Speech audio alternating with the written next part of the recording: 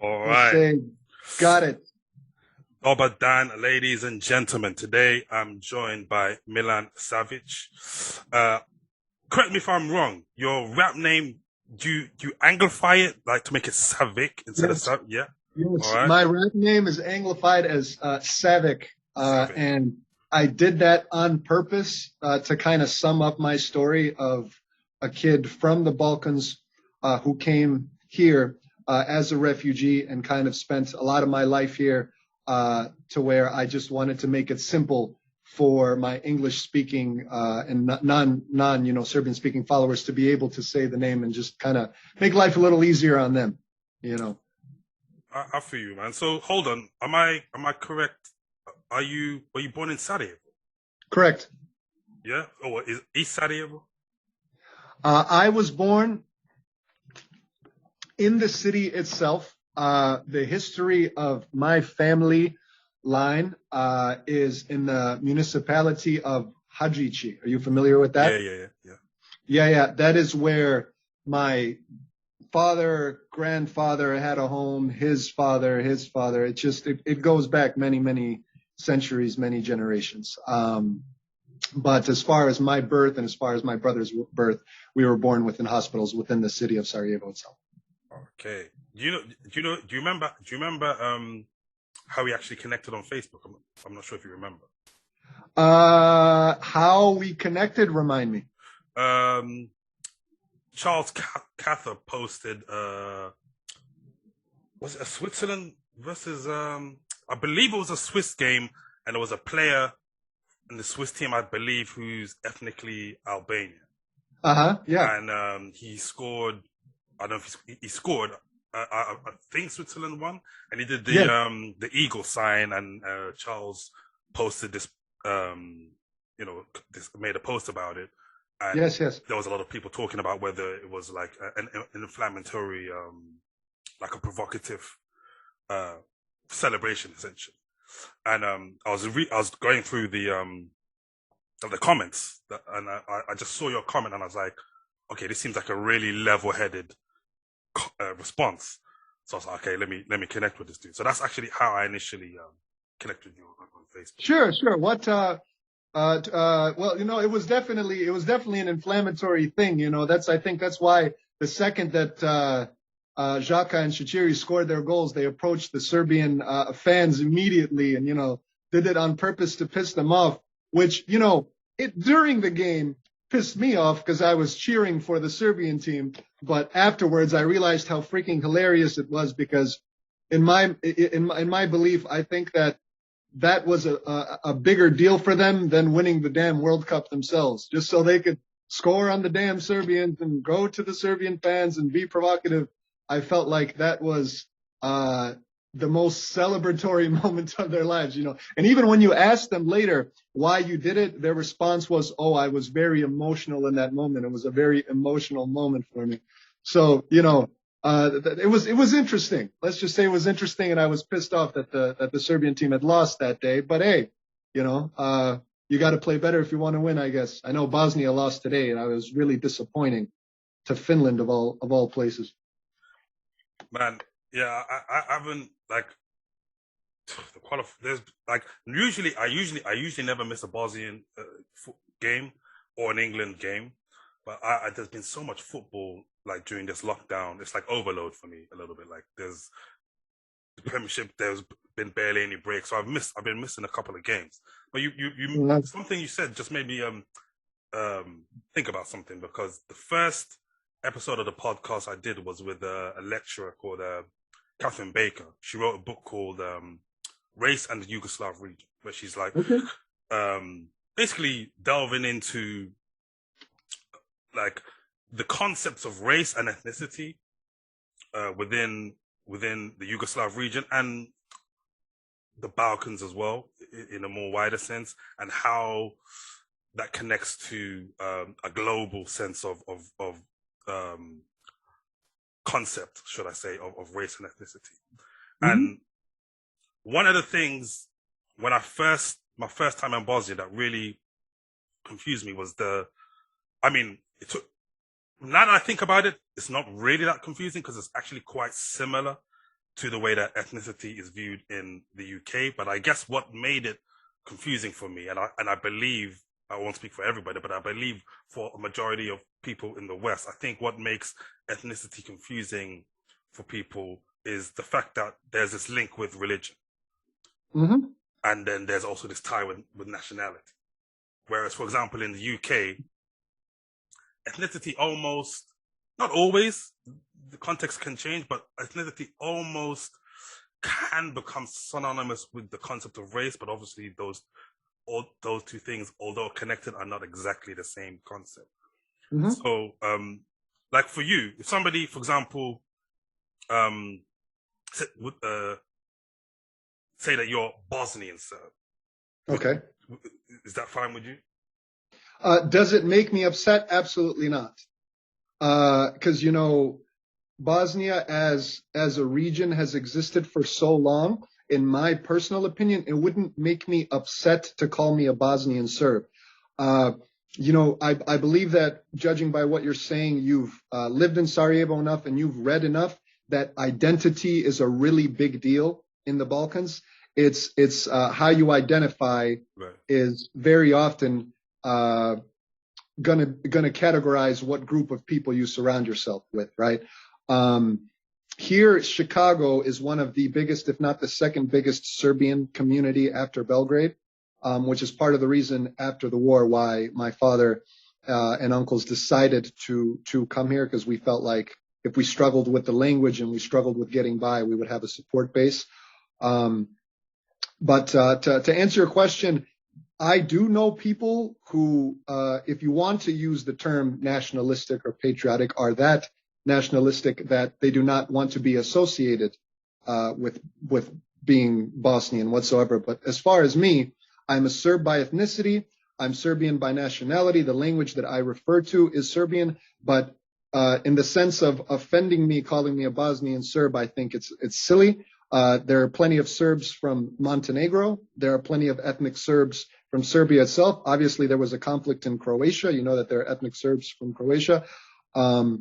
Bosnia itself has enough, let's say, of a history to where referring to me as that doesn't make me upset, as long as you realize that I identify with the people that are from Serbia. I basically see us Bosnian Serbs the same as the Serbs from Serbia, based on our united history, based on our Orthodox faith, based on the fact that we go to the Serbian Orthodox Church, based on the names that we share, the Slavas, if you've heard of what a Slava is, that we celebrate. So in my view, we are the same people. But as far as referring to me as a Bosnian Serb, okay. If you wanted to refer me as a Serbian rapper, that would be, I think, the most appropriate thing to call. No, that's fair. That's actually the first like like like when I think of like your content, I'm like, yeah, I know a Serbian rapper in Chicago. That's Yes, yes. like I prefer, if you ask me what I prefer to be called, it would be Serbian rapper Savic. That's what I go by. I can tell you off the bat, mate, that as much as I love my people, my history, as much as pride as I take, and to my great grandfather who served in the Serbian army in World War One. I don't think you can put me in the category of chauvinistic, or let's say nationalistic in the negative sense, to where I have to dislike or hate somebody to love my history or to love my identity. Uh, you know, it doesn't seem to me to be able to argue that the more you hate, let's say, Albanians, the more Serbian you are, or the more you hate Serbs, the more of a patriotic Bosnian you are. To me, that's something that's ass backwards and is part of the reason why Bosnia itself can't go forward, why a lot of places in that region are hurting so much politically, socially, economically, is this idea that, to take pride in who you are, you have to put down someone else or have hatred towards someone else. And I think it's one of the biggest things holding the area back. no, exactly. I had a conversation with somebody a few years ago, And essentially, the conclusion we came to was that sure there are ethnical, cultural differences, but those differences should be celebrated. It shouldn't necessarily be a negative. And that's one of the things when I first my first time ever in Sarajevo, I think it was like probably 3 or 4 months in. Hmm? The apartment I was staying in was near the Kosovo Stadium, and it Mm-hmm. was Bosnia. It was a friendly Bosnia versus San Marino. Okay. Bosnia versus San Marino, and I didn't have tickets, but I remember just going out outside the stadium just to feel the vibe of people going into the stadium and stuff. And this bus pulled up, and these dudes rolled out, and they were wearing a Serbian football kit. And I remember just being really confused, like what's going on. I thought it was like Bosnia versus San Marino. Yeah.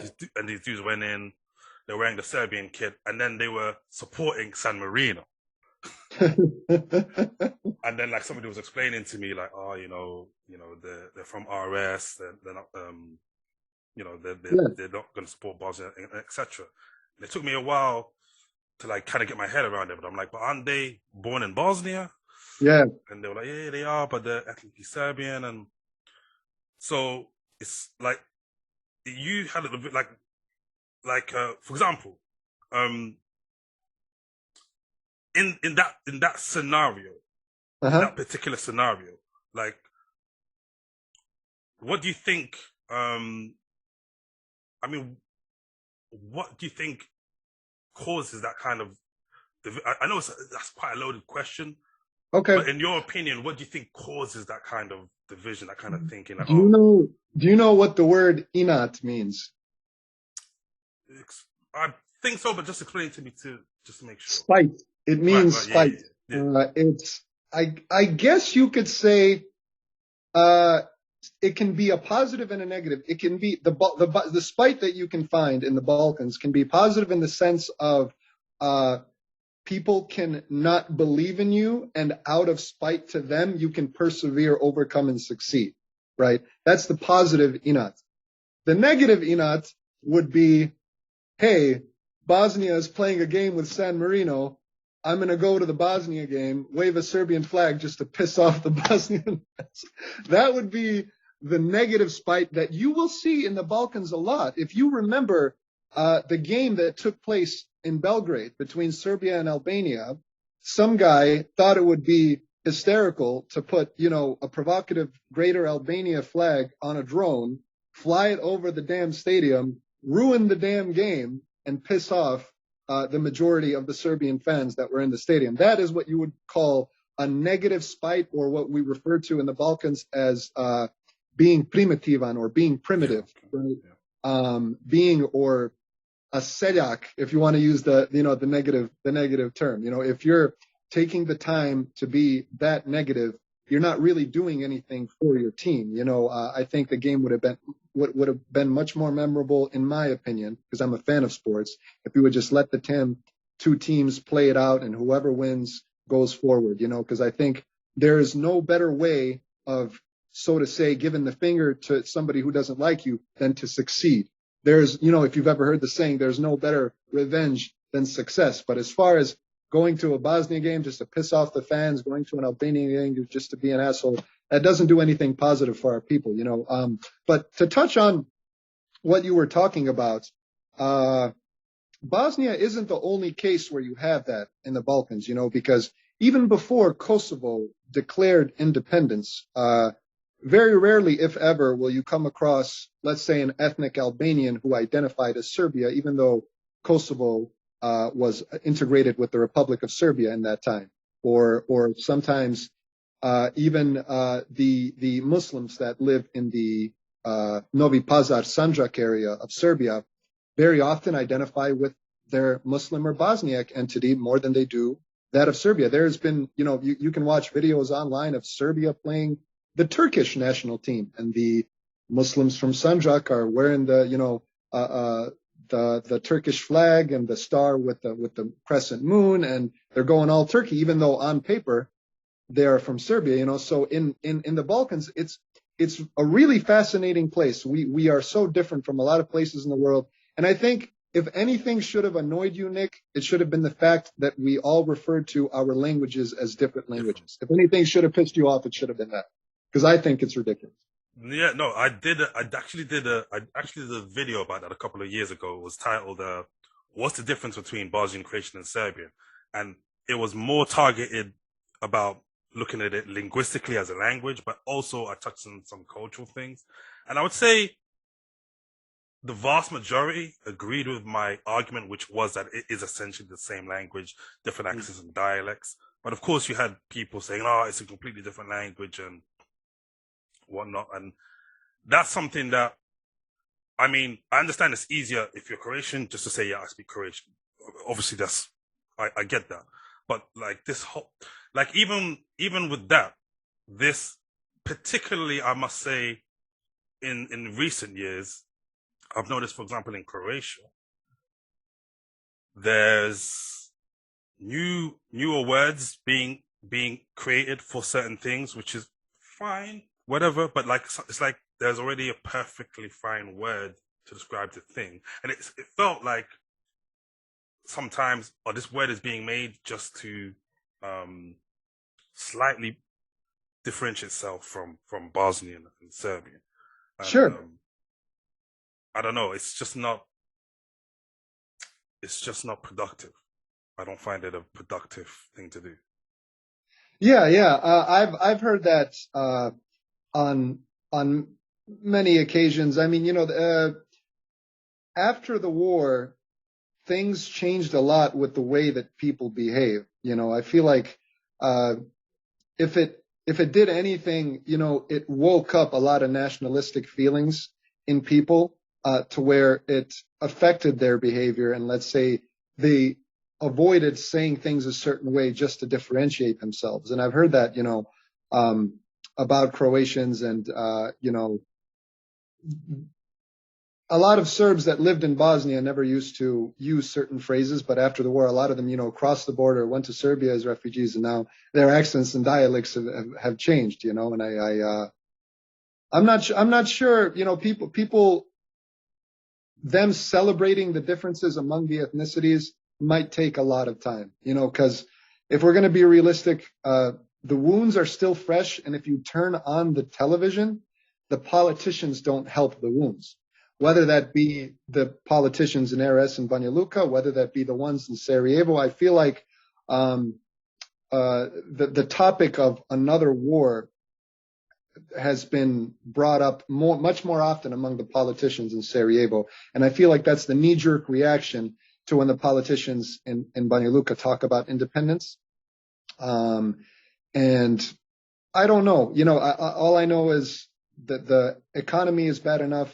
The opportunities are so low, and the amount of young people that have left Bosnia in the past 20 years is so high that politics shouldn't even be the most important thing on the list.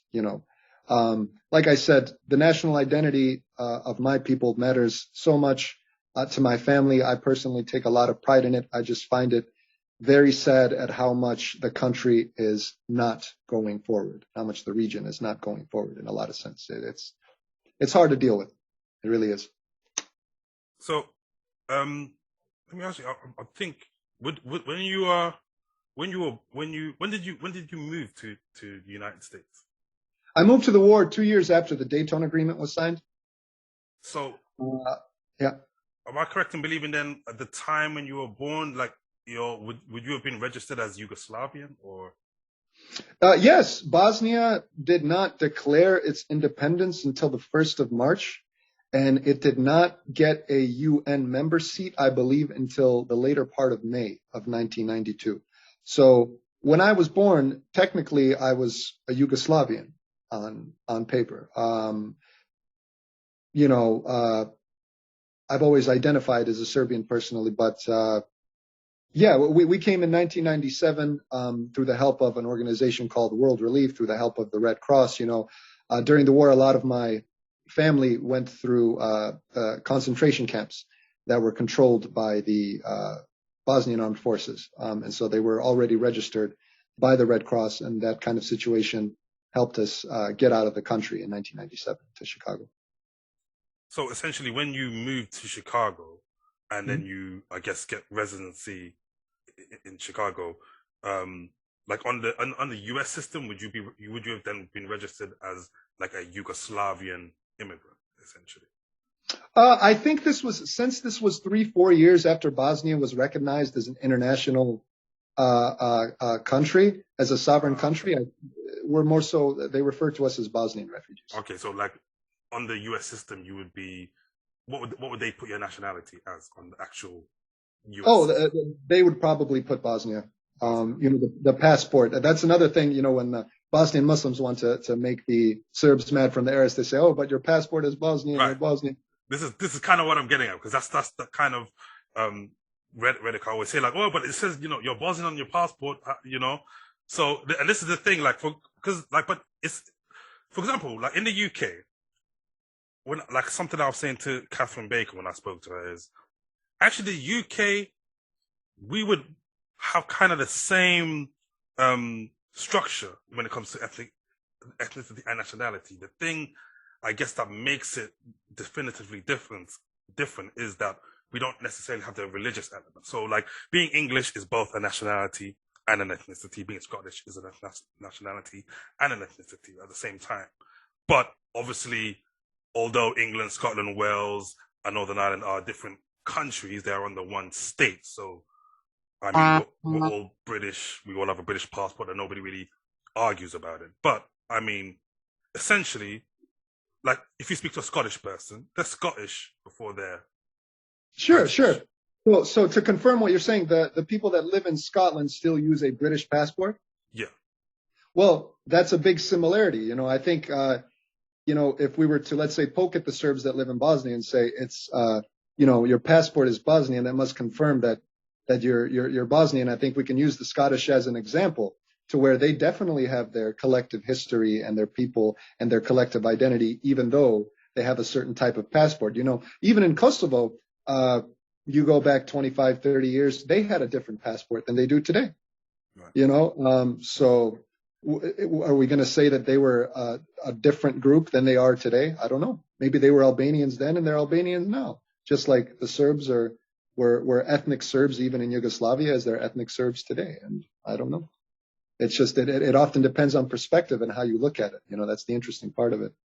Yeah, it definitely is. I think, like, one of the things that really, I guess, I think makes it more complicated for people from the outside the region to understand. For example, you said earlier that so that, like, you identify as Serbian, and then also Serbs from Serbia, the country itself, you're a collective, like you are.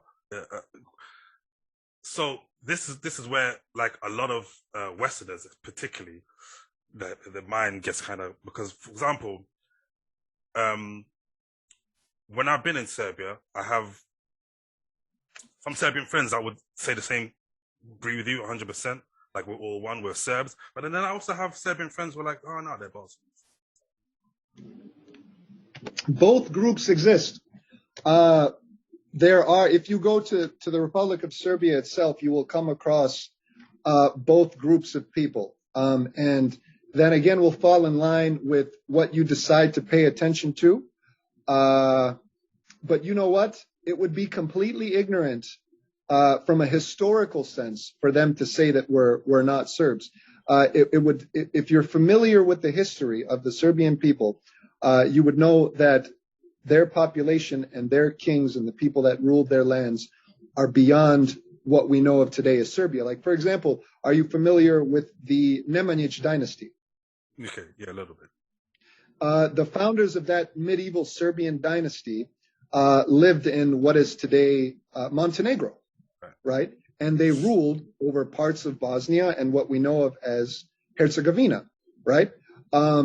Even the medieval Bosnian king that will probably get a statue soon by the name of Tvrtko Kotromanić. Does that ring a bell? He was crowned in a Serbian Orthodox monastery in Serbia. And he is a descendant of one of the members of the Nemanjić dynasty, right? That ruled us in a certain time period. So I don't want to deny that Bosnia itself. It's a fact that they existed as a kingdom. It's a fact that they had their own church for a certain time period. It's a fact that the river Drina at different parts of history has separated Serbia and Bosnia as two entities. But as far as the Serbian people only being confined to the borders of what we call Serbia, that would be very incorrect. An example that I would use to argue my point is, who shot Archduke Franz Ferdinand? Was it a Serb from Serbia? It was Gavrilo Princip, who was from the area of Grahovo, which is very western Bosnia. The most famous Orthodox Serbian scientist was Nikola Tesla. His family was from Lika, which is in Croatia. Croatia, right. You look at many of the oldest Serbian monasteries. They are located in what is today known as North Macedonia. So I do believe that collectively we are the same people, and that doesn't mean that I want to, like I say, deny that Bosnian Muslims have their differences in culture, differences, let's say, in parts of their history. That Croatia itself, especially, I think, if we're going to talk about language differences, I hear a lot more when I listen to people from Croatia speak than when I listen to people from Bosnia speak, and all around, So there's argument on both sides. See, you brought up an interesting point there, and a factual point, in fact, that borders are always shifting, have always shifted throughout history. And this is one of the things that I've experienced speaking to people is, I've been in places in Croatia, for example, with Bosnian friends, and they'll be like, oh, this area we're in now, this used to be part of the Bosnian kingdom. So, it's really Bosnia. Or I've been in some places with my Serbian friends, and they're like, oh, well, this used to be Serbia, so it's really Serbia, and vice versa, even with Croatian friends who say, oh, this used to be Croatia, and it's Croatia. And you brought up the Nikola Tesla. I've actually had a lot of debates with the Croatian friends or Serbian friends whether Nikola Tesla is Serbian or Croatian. Okay, yeah, let's just say that is one of my least favorite debates in history. I'll tell you what. Do you know who Peja Stojakovic is? You ever followed basketball? Oh, yeah. Okay, the basketball, yeah. Peja Stojakovic played for the Sacramento Kings, and then he played for Dallas, right? He is from Croatia.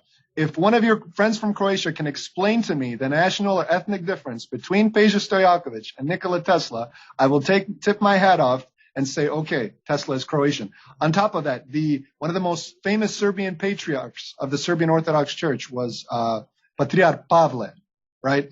Who died, and he was very well respected in the Orthodox community. He himself and his family is from Croatia. If you can explain to me the ethnic difference between him and Nikola Tesla, once again, I'll tip my invisible hat off. And Nikola Tesla's father was a Serbian Orthodox priest, and his mother, if I'm not mistaken, her father was a Serbian Orthodox priest, right? And I don't, since we're on the topic of telling jokes, I don't want to use such a dark example to justify my point. But if you look at what took place to the Serbs that lived in Croatia and Bosnia in the Second World War, you can't possibly argue that there isn't a difference in identity between the Orthodox and the non-Orthodox population. So yes, I will leave it on that. Is it true? I mean, I'm not sure. Or maybe it is. I've been trying to look historically whether it's true, but the general consensus, is it strong enough to say consensus? But the general point I get from a lot of people that in the region, in the Balkan region, there's roughly a war every 50 years, people have said. Every 50 years, man. I mean, or even less than that. You look at the First World War. Prior to the First World War, the Serbian Royal Army was involved in two Balkan wars, 1912, 1913. And then right after that, the Archduke had died. Serbia got its ultimatum that they didn't accept. The First World War took place.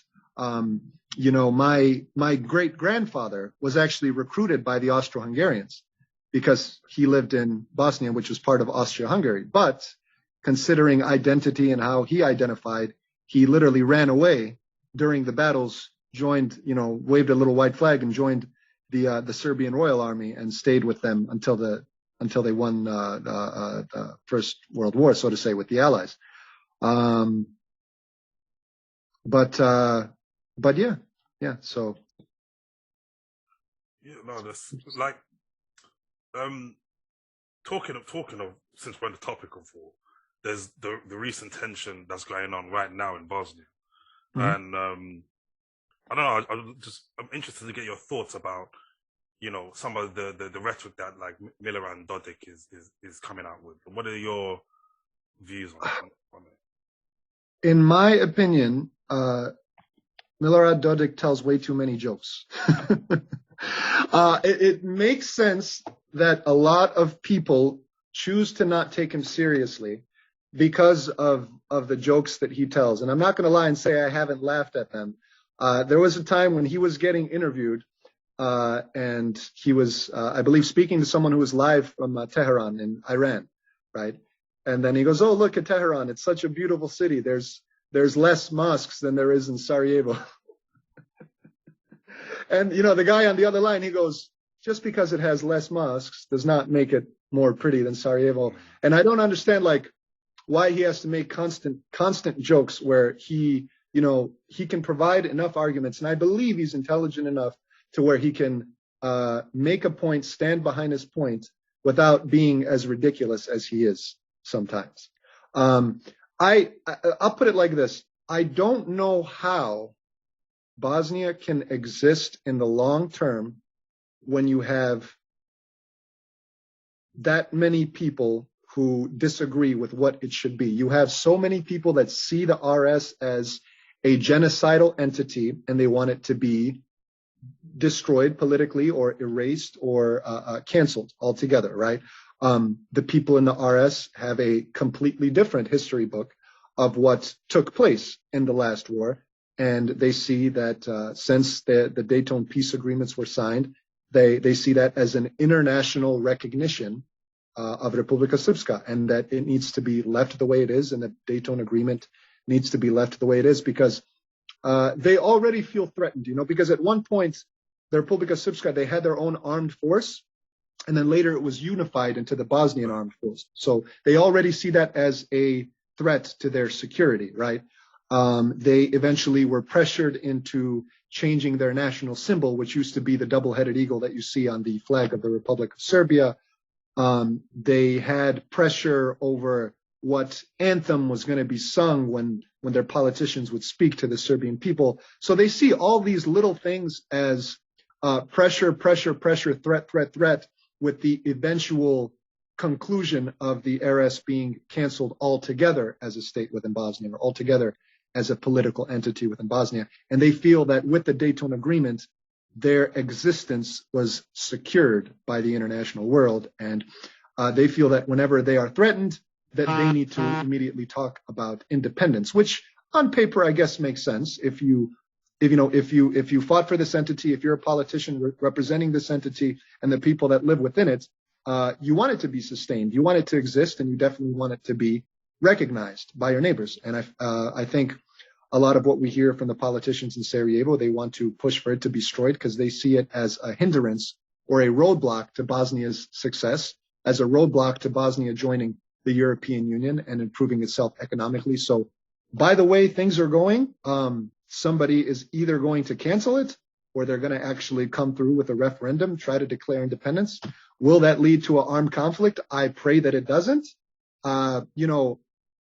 Like I said, my family suffered terribly in the last war, and the PTSD and trauma that comes with that makes me never wish it ever again on the Balkan region. I still have family that lives in the Aras territory, immediate relatives that I don't want to see them go through that level of stress, that level of chaos, that level of all that horrible stuff that happened in the 90s. I don't wish it on the Muslim population, the Croats or the Serb population there, because I know how bad it is. I myself am a Christian, an Orthodox Christian, and I know the evil that took place, the crimes that took place, and I pray that it doesn't. There's a saying among the politicians. I don't know if that's just a Balkan thing or if it's a thing in different countries, but it's better to argue over a political table for 20 years than go to war and shoot at each other for one day. Am I correct in believing that the Dayton Accords were essentially designed to be a temporary solution? I don't, in theory, I guess, you can call it a temporary solution, but it was a peace agreement, right?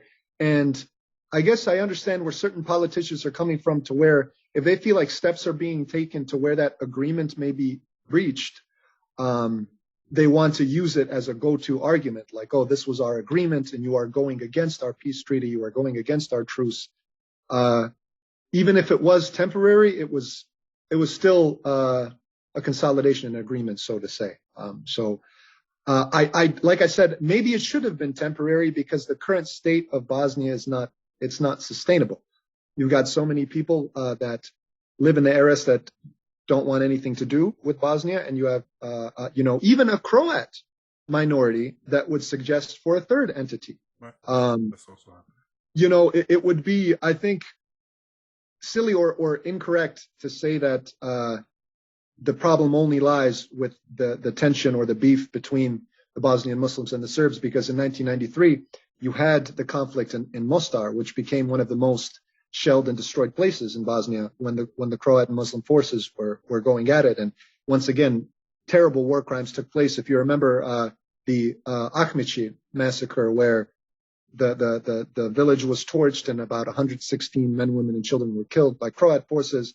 And then, you had the situation in Uzdol and in Grabovica, where similar things happened to the Croat population. And it was just a horror story. So even in Mostar, even in Herzegovina, even in other parts of the country, you still have that tension that as much as we try to go forward, it's hard. And I think it's the hardest when the topic of the war comes up, because instead of, let's say, you being a Bosnian Muslim and let's say me being a Serb, we say, oh, the war was terrible, horrible things happened, your family suffered, my family suffered, let's shake hands and move forward. It's hard to do that when the story is brought up in two different ways. If you have parts from the Bosnian Muslim community saying, oh, your people committed genocide on us, but let's forgive you so we can go forward. And then immediately the Serbians will give the response, it was not a genocide, it was a conflict where crimes happened on both sides.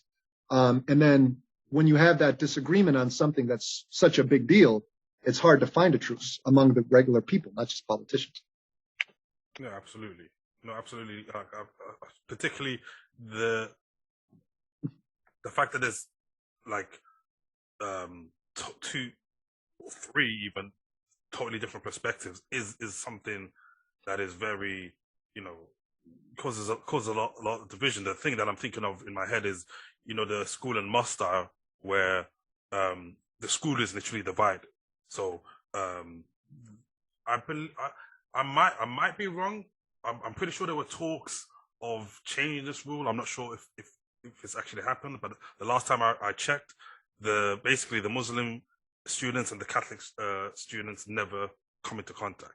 That they have a different rota, they're on a different side of the building, and yeah. What the issue is? It's not to cut you off, my friend. It's just you immediately reminded me. The issue is they can do math together, they can do science together, they can do maybe even the language together. But then when the topic of history comes up, right, there's always that conflict. There's always so much disagreement. If we talk about the fact that the Ottoman Empire ruled over that area for so long, if you go into a Serbian home, the Ottoman Empire is almost always going to be seen as the oppressor. That due to the fact that you had to convert to Islam to have privileges, the people that were Christians were second-class citizens for 4 to 5 centuries. And obviously they're going to see them as the oppressor, and they fought to free themselves. And you had the Serbian revolutions of the 1800s, and you had the First Balkan War, right? If you go to a Muslim home, it may be different. They just may see these are the people that ruled at the time, and we have so many cultural influences from them aside from religion. There are thousands of Turkish words in the Serbian and the Bosnian tongue, right? There is so much Turkish input. I'm sure you've had some good burek in your life, right? Burek Obama. You've had some good chavapi in your life, and you know that they're influenced. The baklava, all that stuff is influenced by the Turkish Empire. So I think it's silly on the part of a lot of Serbians to not admit the Turkish influence in our culture, and it's also, I would say, ridiculous to not admit the fact that the Christians were second-class citizens and did suffer in the centuries that the Turks ruled. And once the topic of history comes up with these kids, it's as if you're either going to give them one story or the other. And you and me are having such a calm conversation about this, but when emotions become involved, it's hard.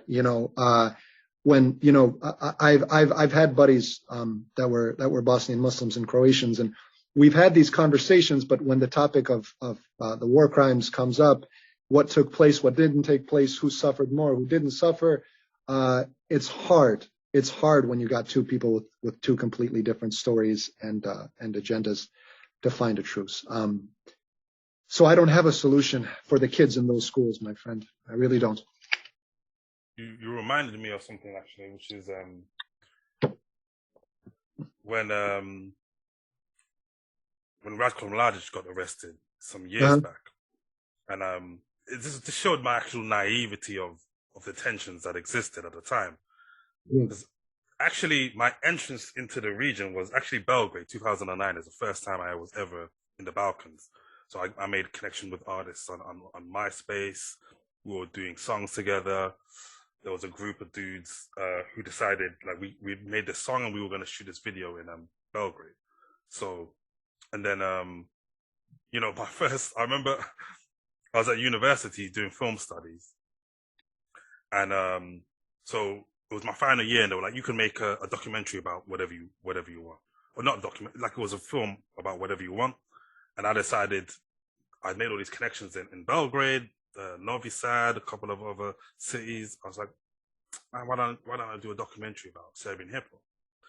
And we had to give these presentations before we did the film. So I did a presentation, and my opening line, like, so the professor's like, so Nick, tell us what's your film about? And I said, Serbian hip hop. Silence in the class. Everyone's like, what? He said, say it again. I'm like, Serbian hip hop.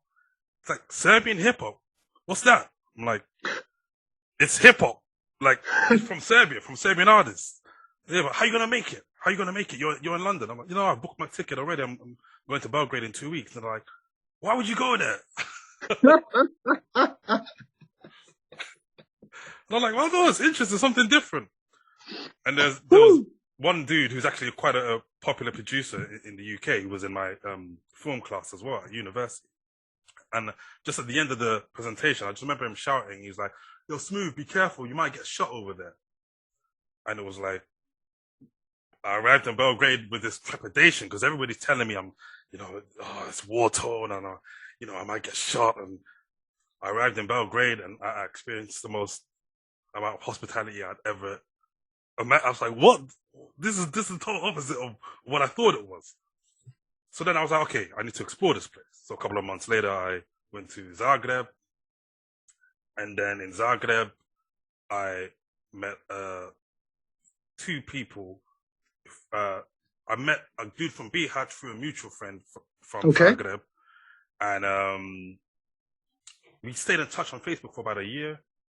And then the following year, him and some dudes from Bihać were trying to start up a video production company in Sarajevo. They're like, Nick, we know you do video production. Why don't you come over?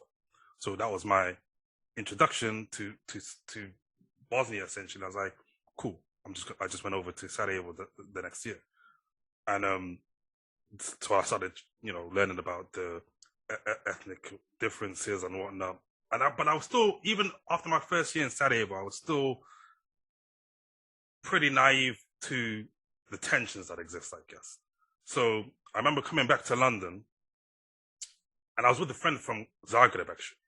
She was dating a dude from London, and we were at his house, and we turned on the news, and they were talking about, Ratko Mladic has been arrested. Mm-hmm. I was like, oh, damn. And I remember a couple of my friends from the UK kind of like, "Oh man, who's this dude?" Whatever. So I naively made this video. You can clearly say that it's an anti-Mladic video. Would be definitely fair to say. That's what you And made, okay. and I remember like the first, I would say like the first 4 to 6 weeks, it was like Bosnian newspapers, news outlets that hit me up when I interview you, when I do this and that. Like, in fact, my friend from Bihać I had met in Zagreb, he called me on Skype and he said, "Nick, you're in the news. You're in the news in Bosnia." I said, "No, I'm not. I'm not in Sarajevo right now. I'm in London." He said, "No. I'm not. You know the video? They've clipped it up and they put it on the news." And I was like, "Are you sure?" He's like, "Yeah. Did you see it?" He's like, "I didn't see it. My dad saw it at work, and I hadn't met his father at that point." So I was like, "How does I haven't met your father? How does he know it's me?" He said, "No. My dad called me and he said there's a black guy talking about Bosnia and Mladic. It must be your friend Nick." And sure enough, I googled it and I'm like, "Okay, yeah, it's me." So on the I would say like 6th, 7th week of it running in the news, I got a different message from a friend in Belgrade, and they're like, "Nick, I saw you in the newspaper." It was a completely different tone. I was like, "Really? Yeah, man, they're not happy and whatnot." I spoke to a couple of my friends from Belgrade, and some agreed with me, some didn't. But like, I found even my friends who agreed with me, they were like, "Yeah, but you shouldn't have said it." And that was, Your friends from, sorry to cut you off, your friends from Belgrade were telling you shouldn't have said what you said? yeah, they were like, "Yeah, you shouldn't have said it. You've caused like a stir." And I just remember, because I remember coming back to Sarajevo that year, and it was being in the Federation side. Basically, people just told me, "Don't go to East Sarajevo," essentially. That's what I was just told. Don't go to East Sarajevo. And I remember one dude from East Sarajevo was like, I only realized who he was. So he said he'd sent me something online. I can't remember exactly, but paraphrasing something along the lines of, "When you're back in Sarajevo, I'm coming to Sarajevo with an axe to chop your head off." I just remember that last line about Sure, the axe and chopping the head off. sure, sure. So I'm in Slogger, this club in Sarajevo. I'm there, and there's this huge dude just kind of like just staring at me for the whole night, and I'm like, I know this face from somewhere. Like, I'm not, but I'm just ignoring it. And then at the end of the night, I realized that's the dude. That's the axe guy. I'm like, that's the axe guy. But like, he kind of, at the end of that, so I'm not looking around, but like, he kind of just vanished. And I don't know whether he followed me or I don't know what was the case. But I remember literally the next morning, came outside my apartment, and there was a Consum right outside my apartment, and this car rolls up, and like, I have like hands full of shopping, and the tinted window slowly rolls down, and it was like, I remember just feeling like it was going in slow motion, because as it rolled down, I'm like, it's the axe guy again. And I remember just thinking, okay, this is it. Like, this it's over. Like, my life is done.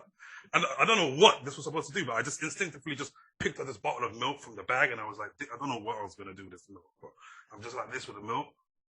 And he rolls over, he stops, like, flips me the finger, and then just drives off. Okay. And I was like, "Oh shit, that was anticlimactic." Don't get me wrong, I'm glad like nothing happened, but I was like, "Oh, okay." And I think that was the exact moment when I realized, okay, the tensions like are real. They're really, really real. The tensions are very real, my friend. I don't know if you saw the news recently. It was in Belgrade. Some soccer fans of Partizan made a mural. They painted a mural of Ratko Mladic on a building. Yeah. And there was a lady who threw eggs at it, and it was being recorded. And then people were trying to hold her back, I guess, from throwing more eggs at Mladic's picture. Which kind of goes to show you. And then people came to try to repaint the mural so it can go back to its original look. it goes to show you that they're very real, and that the disagreement on what took place is very real. And I think, I feel like if there was less disagreement on the crimes that took place between these people, that we would have it's a lot easier to move forward from a crime if two people are on the same page about what happened. You know, so it's difficult. You know what I mean? I mean, like, you look at what happened in Kosovo, for example. There are people that believe that the bombing of Yugoslavia was completely justified because Milosevic was a maniac.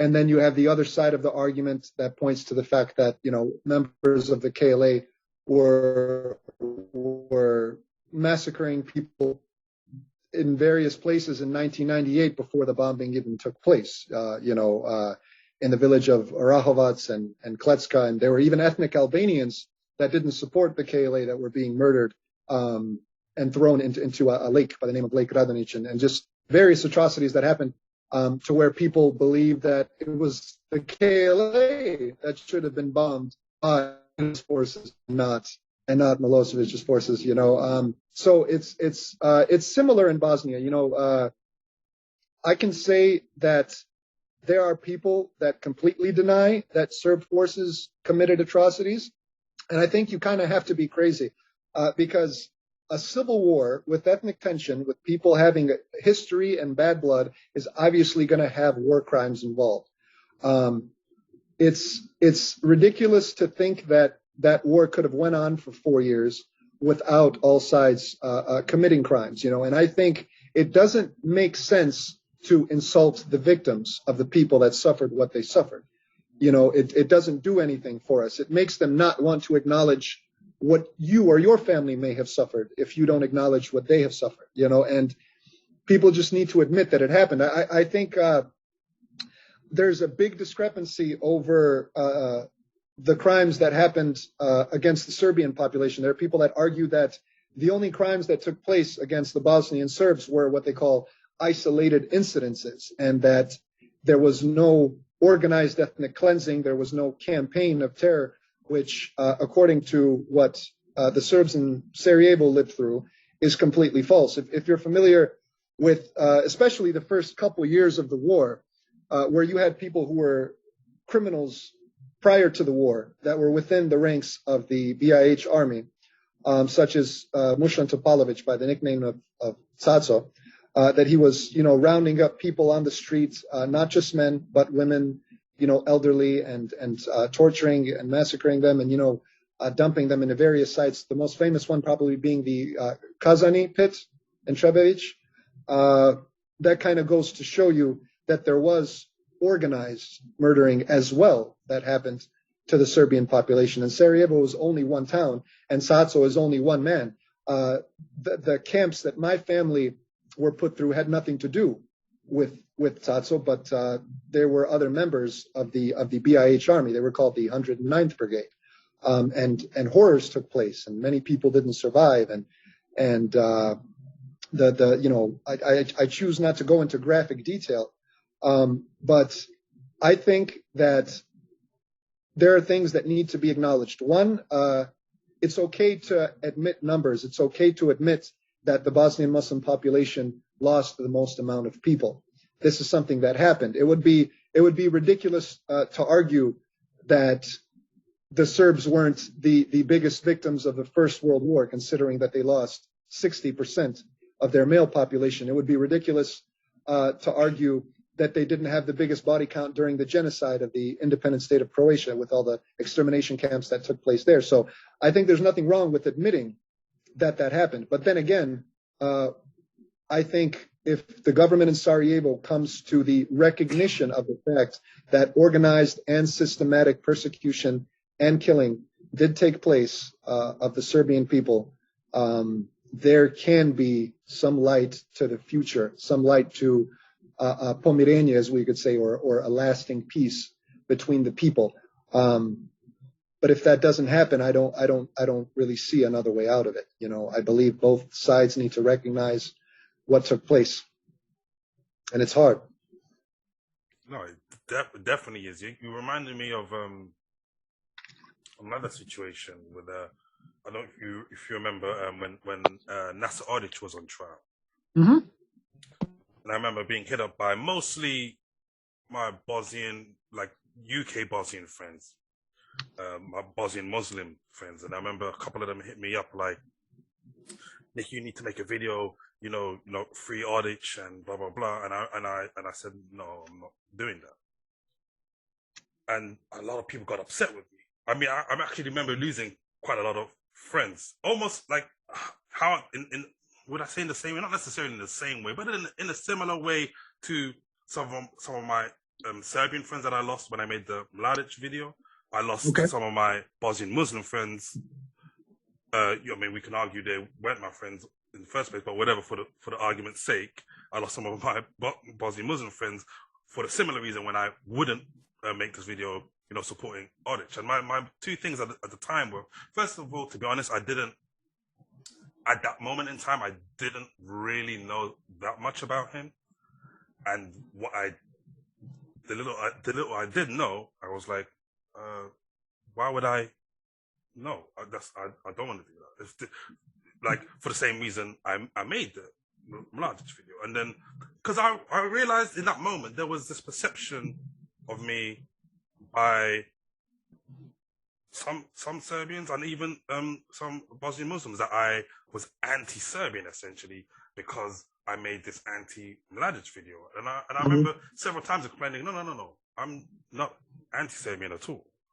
I'm just like anti-war crimes. I'm anti like what Mladic stands for, but it doesn't mean I'm anti-Serbian. And I remember a couple of my friends, it was like they were basically essentially saying to me, "You got to pick a side." And I remember trying to explain, but like, why can't two things be true?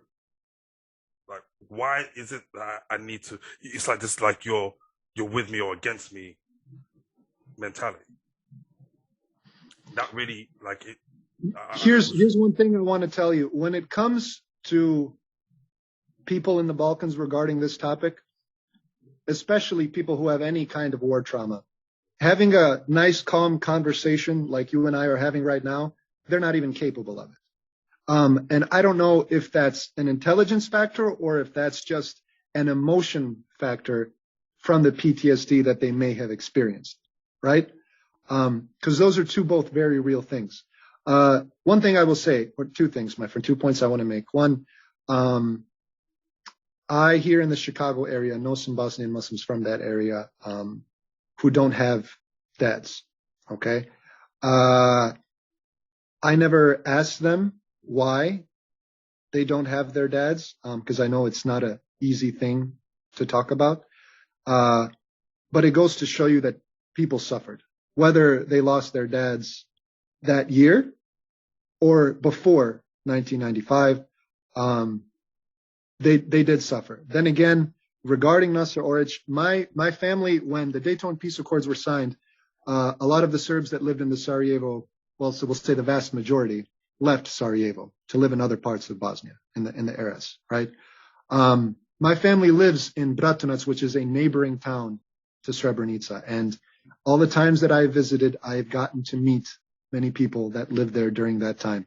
I can tell you 100% that heinous crimes took place to the Serb population that stayed in Srebrenica under the command of Nasser Oric's forces, and the Serbs that lived in the Bratunac area when villages were raided. I don't know if you're aware of what happened in the Skelani region, which is right by the Drina River, to where when that was taken over, a lot of elderly people were not able to run. A lot of elderly Serbs were not able to make it across the bridge to Serbia to safety, and they were massacred in terrible ways. And this isn't a conspiracy.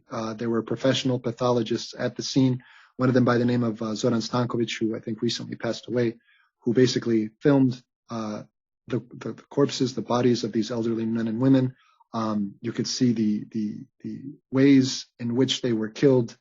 the blunt objects that were used, the knives that were used. And I'm sorry to go in graphic detail, my friend, but I just want to point out that that is one of hundreds of villages that suffered terribly at the hands of the 28th Division of the Bosnian Army that was controlled by Nasser Oric.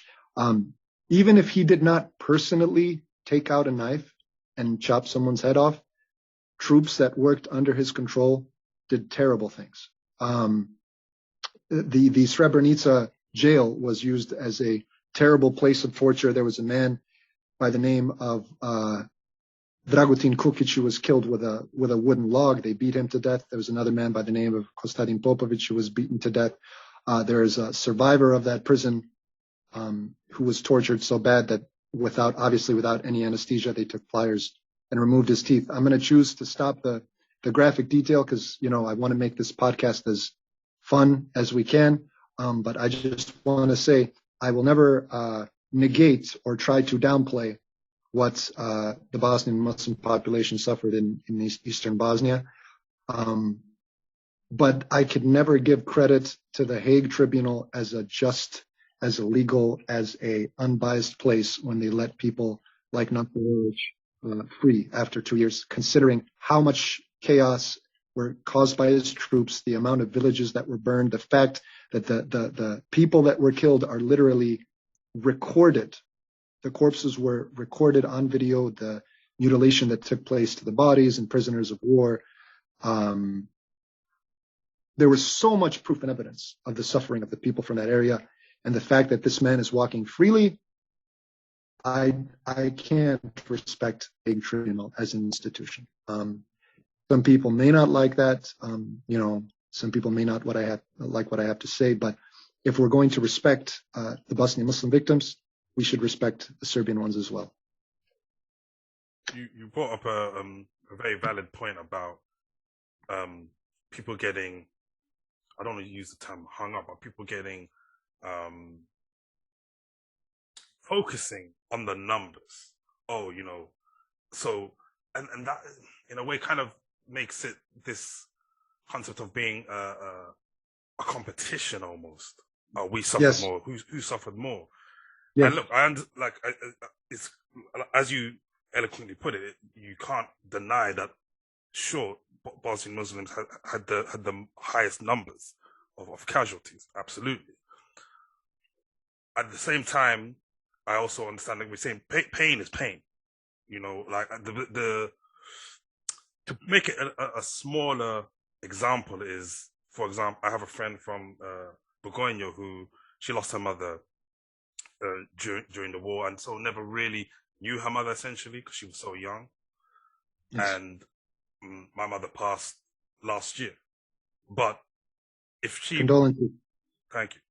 If she mentions her mother, I wouldn't say to her, "Oh well, no, you don't have the same pain as me because you don't even remember your mother." And I lost my pain is pain. It's not a competition. I understand it is different. It's definitely different, and you may argue that, given that it's more recent for me and the fact that I grew up with my mother, that I have some kind of more valid reason to be in pain about losing my mother. But when it boils down to it, we both have that thing that's missing from our lives, and I wouldn't want to make that a competition. And I feel that's what happens a lot of the time. Amen. Instead of arguing whose pain is worse, we should have empathy for one another. Because there are so many people that you probably know in the UK who cannot fathom the fact that these kind of things took place in Europe 25 years ago. I know so many Americans who cannot fathom the fact that so many concentration camps and so many, let's say, sexual assaults and so much inhumane treatment took place 25 years ago. And that the people from Bosnia, from Kosovo, from Serbia, from Croatia, who that they work with every day, who smile and persevere and do good in life and succeed and grind and do what they got to do to succeed, that they suffered what they suffered. But you know what? It's better to have that empathy than to go back, insult one another's wounds and argue who had it worse. Maybe like I said, I think if we can acknowledge the crimes that took place, we could meet somewhere. We could meet somewhere. I mean, it's difficult, Nate. Like it's such a deep topic. I have a friend who is from the Tigray region of Ethiopia. Are you familiar with that area? Yeah. In the past year, over 50,000 people have been killed, and there's still problems going on. And he emotionally suffers terribly. And I there's something that I wish I could do to help him. And there's something that I wish I could do to help every single one of those people that are suffering. But I think the first step is stop the insults, get some empathy, and realize that pain is pain. Especially, here's my biggest argument. If you are a man of God or a woman of God, if you consider yourself an Orthodox Christian, you can have pain, you can have PTSD, but hatred is not for you. Because the essence of our faith is forgiveness, right? Forgive our trespasses as we forgive those who trespass against us. Having the hatred in your heart to wish to inflict that same amount of pain on other people is not the way to walk with Christ. So I'll leave that there. That's a very solid point and that's something actually I was thinking about checking out your music over the last couple of months. I noticed, I mean, that would it be fair to say that your faith is a big part of your music and your lyricism? Yes, sir. Has it always been like that for you, or is that something that came more recently? I was raised Orthodox. Have you heard the phrase "born again Christian"? Yes. I was born again 2 years ago when I decided to read the Bible and allow the Holy Spirit to kind of take over my life and walk with me wherever I go, and dedicate as much of my life as humanly possible to God, to the Word of God, to spreading His message.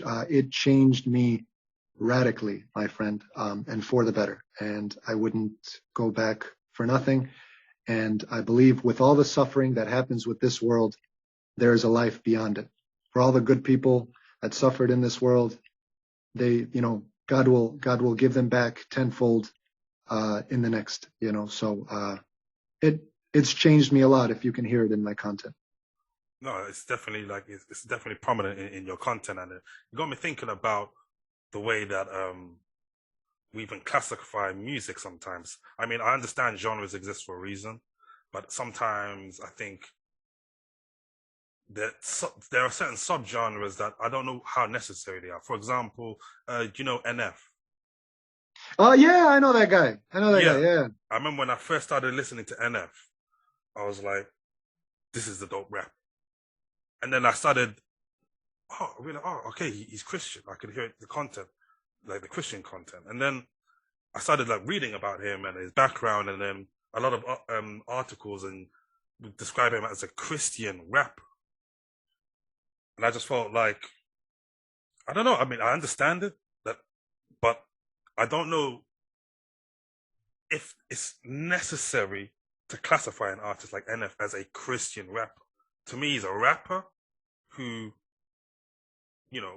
raps about his faith in his music. He's a rapper who's Christian, openly. Like, what are your thoughts on these kind of titles? It's hard to put labels on people, man. Sometimes people don't like the labels that they put on them. You think of what Eminem went through, in my opinion, being one of the dopest MCs in history, to constantly be called white guy, white rapper, B-rabbit, this, that, he was smart enough to flip it to his advantage, and he talked about it in his music, But it's hard to put labels on people. I have friends who I would consider Christian rappers, who they themselves would consider themselves Christian rappers, and they say that everything that they do with their music is for God. Very talented individual. I want to give a shout out, J-O, J-A-O-O-O-J-O, lives in the Chicago area, really, really talented artist. And it's hard, man. Like whenever people call me a white rapper, I get pissed off, because you can't categorize me with these American guys. You look at, my history, what my family went through, it's often when I've had battles, because, I battle too, right? Yeah. I've brought up the fact like, hey, you may be from the hood. It may be messed up, but do you know what the hell I came from? Do you know how bad Sarajevo was when I was there? Do you know what my family went through, Second World War, First World War? Do you know how much You know, my daddy suffered and still persevered and succeeded and broke his back to provide for his family and to make us the people that we are. You know, so that's why I actually got a shirt. You know, it says like white rapper crossed out Serbian rapper under. Like given your background and like how you grew up and where you came from, like what are your thoughts on like the racial and the ethnic tensions in America? You can't deny them. You can't deny them. I have a personal belief that when we use the word racism, it has two definitions. You've heard the phrase "black people cannot be racist." Yes, and I will admit that maybe 10 years ago, I used to be of that belief. Yeah, black people can't be. I used to people no matter what people say to me, oh, no, I can't be racist. I'm black. And the more I started to think about it, the more I started to research race and ethnicity. It just, I would say, by the time like I hit my like late 20s, it just didn't make sense to me anymore. I'm like, these behaviors that we call racism have existed in societies throughout time. It just, and this notion of like one of the arguments I always hear in the UK is black people can't be racist because we don't have political power. It's like, okay, I understand what is being said. Like we can't necessarily a black person's racism can't have an influence on institutions. Okay, I understand that, but you can still have a racist outlook. I don't see how.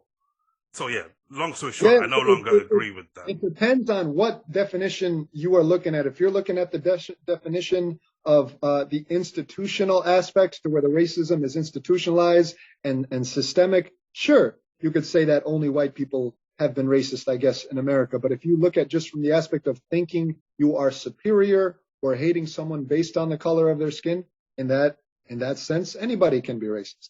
You know, perspective matters just like it matters when we were discussing the stuff that goes on in the Balkans. It's the attitude that you put on place to it. It is wrong, I believe, to deny that racism still exists. I live in the Chicago area, very liberal, considered by American standards, more democratic, right? You go to certain parts of the South. I had a friend who's he's a biker, right? He likes Harley Davidson motorcycles, right? He goes on bike trips every year. He went to a bike trip in Arkansas, the state of Bill Clinton, right? We'll call it Hicktown, redneck town, right? All they did was stop by for some damn breakfast. 19 white guys on bikes, one light-skinned, might I add, black guy on a motorcycle. They go in, they get their food, they're enjoying their food. And next thing you know, one guy goes out for a cigarette. You got three rednecks with pickup trucks and shotguns waiting outside. And they're like, what's the problem? They go, we don't like that guy and we don't want him here. Y'all need to leave if you're with him, right? Think about that. All they did was go down and try to give these people some business and buy some damn breakfast. And, you know, to be welcomed with shotguns and then kicked out, so to say, in 18. Very sad. Very sad. And it's relevant, and you can't deny these people's feelings. You know, you can't deny the emotion that black people may carry because of the history of this country. Yes, they may not be quote unquote in chains, or they may not be on paper segregated into restaurants, but you can't deny that emotions that go with the fact that somebody's grandpa was seen as less of a human because of the color of his skin. You have to let them have their feelings. Shutting down people's feelings has never been a good thing. And anyone who's ever been in a romantic relationship knows that it's always going to come up somewhere. You can't ignore somebody's feelings or it will manifest somehow. When they look at the fact that, here's the thing, every group suffered in the history of America. The Irish people were persecuted very often. Italians in certain parts had it difficult. Catholics had it difficult in certain parts. But the difference with the African Americans is that they were robbed of their history. They were robbed of knowing what tribe they come from. Their culture, they had to make it up here. The Italians brought so much from Italy. Right. The Serbs brought from Serbia, right? The Irish brought so much culture from Ireland, and they could even trace back to what county in Ireland their family lived. This was robbed of the slaves. They didn't know that language. They couldn't keep that language. They couldn't keep whatever it is, faith that they may have had. They couldn't know the location and identify the village that their ancestor may have came from.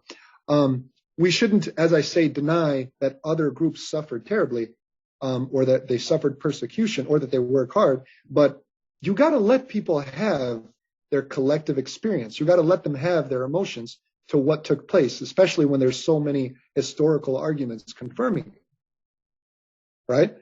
So that's one thing I want to say. I believe that things are progressing because of the fact that things are integrated, and that people are able to sit at what restaurant they are, and people are able to pursue the careers that they have. But to deny that it exists, deny that it's more serious in rural areas, to deny that the fact that people are insulted on a daily basis, or to deny the emotions that go just behind the history of what Black people suffered is wrong. I still have emotions over what my family suffered. You know, I may not have been through camps, but my father was, my uncles were, my grandfather was, and that emotion is going to follow me forever. You know, what happened to a family member of mine in the Second World War during the Ustasha persecution? I had a family member that was murdered, and that it's relevant. It doesn't mean I need to dislike Croatians. No, we're all people, right? We're all humans. I'm a Christian. I can't hate anybody, right? But let me have my emotions. You reminded me of something actually, which kind of links back to what we were talking about earlier with this slightly different, but a similar idea. Of when we're talking about competition of who has the most pain, it occurs to me there's this similar perspective when we're talking about racism, particularly in the UK. I would assume it would be the same in the US, but you can correct me if I'm wrong. But we have this idea in the UK of who's the most racist. So, you know, I'm not as racist. We're not as racist as them. So, you know, it's okay. And like the one that actually sticks in my head is a couple of years ago, under 21's England versus Serbia match. Okay. Remembers? And something happened. I'm not can't remember exactly, but something happened, and Danny Rose got into an argument with one of the Serbian players, and you know, the crowd went mad. They were screaming "My money" at Danny Rose, and allegedly somebody threw a banana. I'm not sure if that did happen, but somebody said that a banana was thrown. I mean, that was great preparation if somebody did do that. And I remember my friends in the UK saying, "See, I told you, like, because there's this perception of, first of all, anything that's Eastern Europe, particularly, there's a perception in Western Europe of, oh, they're all racist. They all hate Black people or whatever." And first of all, not all of Eastern Europe is even the same in the first place. So that's a problematic stance from the beginning. And I would definitely say that the Balkans in particular has a much different flavor to the rest of Eastern Europe, because you have so many cultural influences from different places. But anyway, that's getting away from the point. The point is, my friends in the UK were like, okay, look, now that's evidence that, you know, it's more racist over there. And I was trying to argue with them. My point was, no. From my experience, I get less racism in Serbia. I get less racism in Croatia. I get less racism in Bosnia, etc. Yes, it can happen. I'm not saying it doesn't. But from my experience, it's the way I always compared it is in the UK.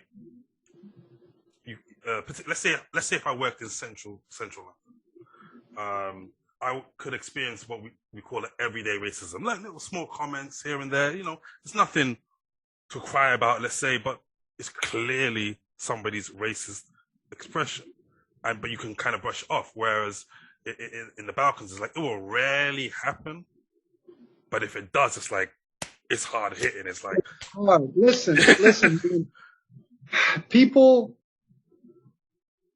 when people behave that way, all it does is show something missing in them. All it does is show some kind of weird insecurity in them to where they feel that they have to attack some person that they don't even know. You feel what I'm saying? Something has to be going on up here or in here to possess somebody to throw a damn banana at a soccer player. It's insulting. And you know what? On top of it, it's hypocritical. My favorite soccer team is Red Star Belgrade, right? I'm a big fan of Kanga. I'm a big fan of Ben. I'm a big fan of any other dark-skinned player that's played for that team, you know? And I cannot accept the fact that you're going to be racist in one situation, and then when you have this black man scoring goals for you, you're going to go, oh, hooray, hooray. That's bullshit. It's bullshit, and it's embarrassing because that is not what we're about. I'll tell you one thing from a historical perspective. Serbia was one of the first countries in Europe to outlaw slavery with its constitution when it was fighting for its freedom against the Turks. It said that every slave that comes onto our territory is a free man. And I just want to say that just because somebody has some insecurities and identifies as a Serbian and bears a Serbian flag does not mean that they speak for us. You know, it really doesn't. Talking of Red Star, I almost wore my Red Star kit today, but I was like, no, it's a little bit chilly in That here. would have been amazing. I could have worn it. I was like, I almost wore it. Like, man, I wish I wore it now. But no, but that's an amazing point you made. But the other thing I was also trying to get at is, I don't know if you agree with me, but for me, for example, with that particular example I gave you with the under 21s game, for me, that's I can't say a totally different thing, but I feel it's different from racism I would experience in the UK, because we can't deny that was an act of racism. It was a racist act. We obviously can't deny that. But what I was trying to argue with my friends in the UK was that a lot of the people who were reacting that way, it's more out of ignorance to what they're saying and doing actually means, opposed to them being, we hate this guy because he's a black. Yeah. And that's where, for me, it was like, I get it is hard hitting, but like, that's why when I do experience certain things like that in the Balkans, as much as it's as harsh as it can be, I don't necessarily take it personally. Whereas if somebody in the UK was to do something that's even 3 times less as harsh as that, I take it personally in the sense of, man, you should know better. Like, you learn African history in school. And, school. Yes. You know, like, you actually should know better. So I don't expect that to come from you. Yes. Yes, I completely agree, bro. It's more disappointing when somebody has been exposed to the truth and they choose to be a bigot. It's sad. It's even more sad. Exactly. And like, I remember even the smallest things. Like, I remember coming out of this apartment in Sarajevo, and there was these kids. This apartment where I was staying, there was these kids that used to like, always play football in the car park. And one day I'm walking out, and there was like, well, I'd say they would range between like 7 would probably be the youngest, maybe the eldest was 10, 11.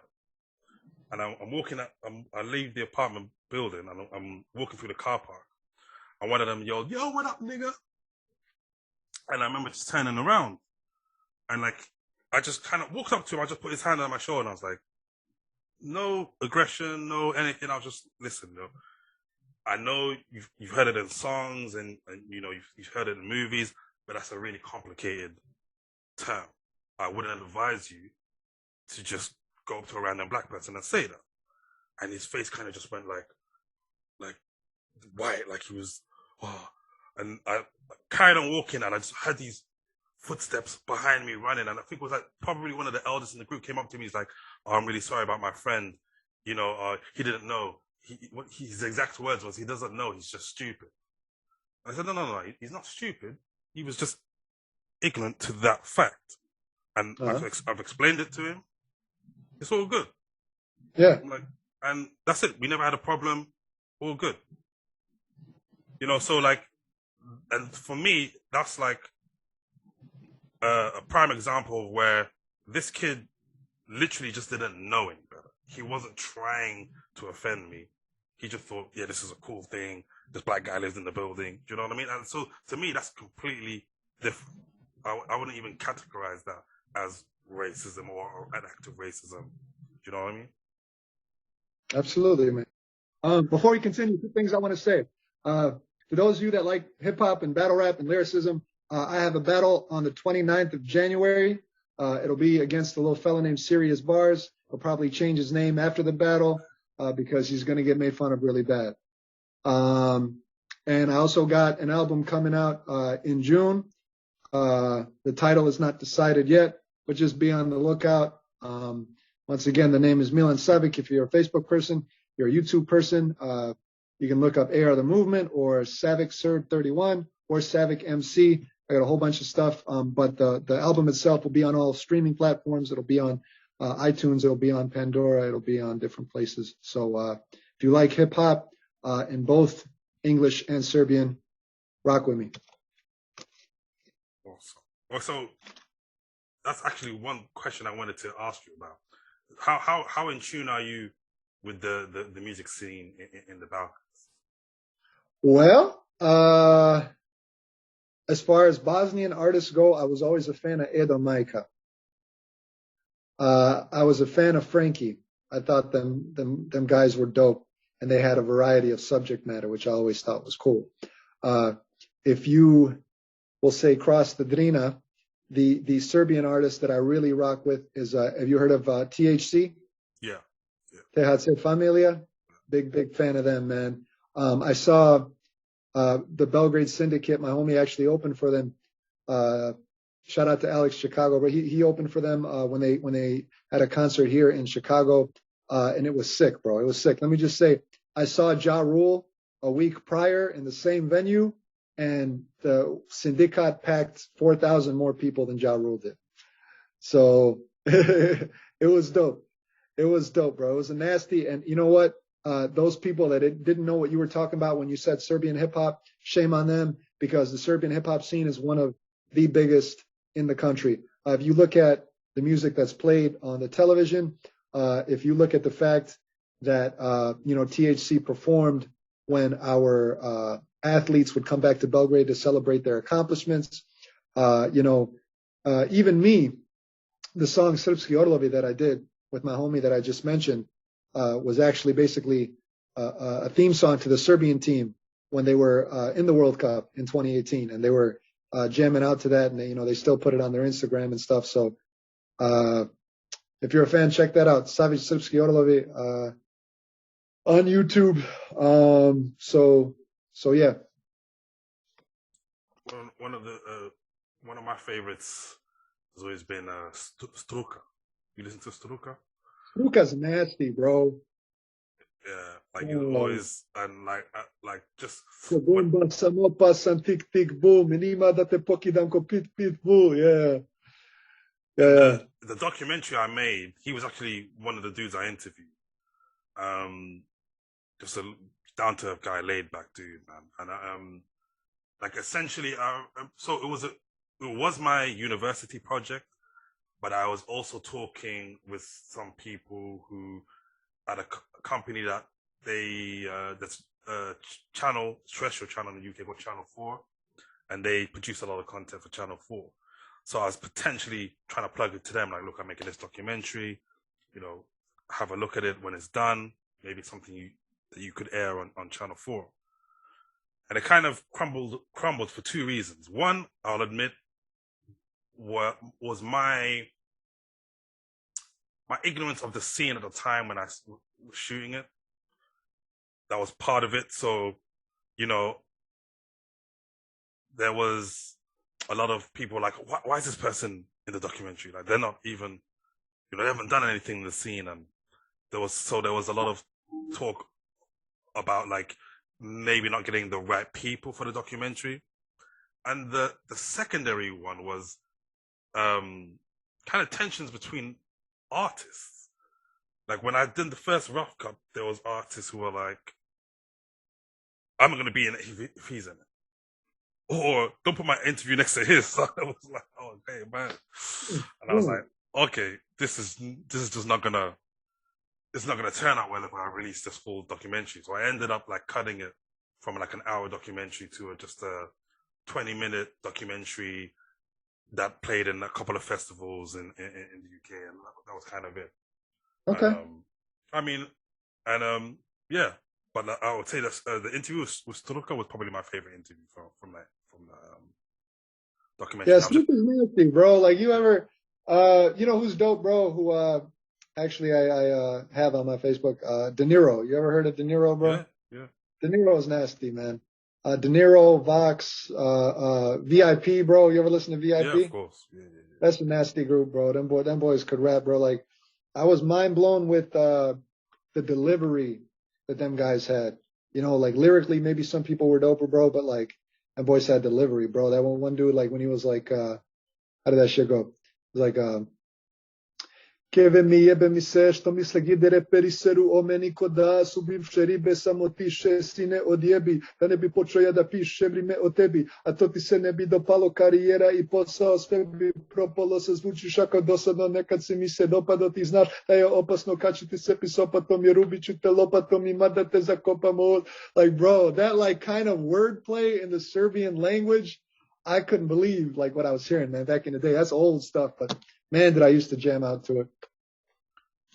One thing I noticed from the first time I ever went to the Balkans is artists like who are within the Balkans, grew up in the Balkans, maybe still live there. I would particularly say rappers actually. Let me actually not because singers I don't think have the same from what I've seen don't have the same issue, but rappers I've noticed if they try to transition to rapping in English, there was often this argument of why are you doing that? Why are you rapping in English? Like you're just trying to be famous. Like my first question is, let's argue that they are trying to be famous. Let's just, for argument's sake, say that is the case. I mean, I'm of the belief that you should just love the process and like if fame becomes a byproduct, then that's the byproduct. But for argument's sake, let's say that even if that is the case, that people who rappers who try to transition to rapping in English are doing it to be famous. Why do you think it's viewed as such a negative thing? I believe whenever people try to really go out of what their fans know them by, they are overly quickly given the sellout label. If you make a certain type of music and then we'll say over time you evolve into a different type of music, fans jump on your back too fast. You know, no artist made exactly the same type of stuff in every single album. And it'd be kind of boring if they did. Exactly. It's good to switch up and it's good to show that you've got different styles and it's good to show that you're developing as an artist. You know what I'm saying? Like I loved rapping in both languages. I like to show off the fact that I can do that because the majority of rappers in this world can't rap in two languages. You know what I'm saying? Vast majority. So I always thought it was a cool thing, bro. I took pride in my diversity that, you know, that I had a different story, that the fact that I could, you know, freestyle about anything, the fact that I could battle rap as well as rap, like I took pride in all that, you know, so forget the sellout label when people try to rap in a different language. As long as they can do it to where it sounds dope, you know, and if they have to practice to get better, they should be encouraged to practice to get better instead of shut down. But my man, before your next question, it looks like I got 2% battery and I do got a bunch of stuff to do today. Unfortunately, as much as I'm loving this podcast, bro, as much as I am appreciative of the conversation that we had. And like I said, I've listened to your music. I rock with it, bro. I rock with you. And I appreciate Charles Cather as well, who's ever put in the Balkans in a positive light, you know, whoever it comes to take the time to actually go out there and meet the people, check out the culture, check out the vibe. That's very respectable, commendable, you know what I'm saying? So thank you, bro. I appreciate you. And who knows, man? We'll see what happens in the future with you and me working together.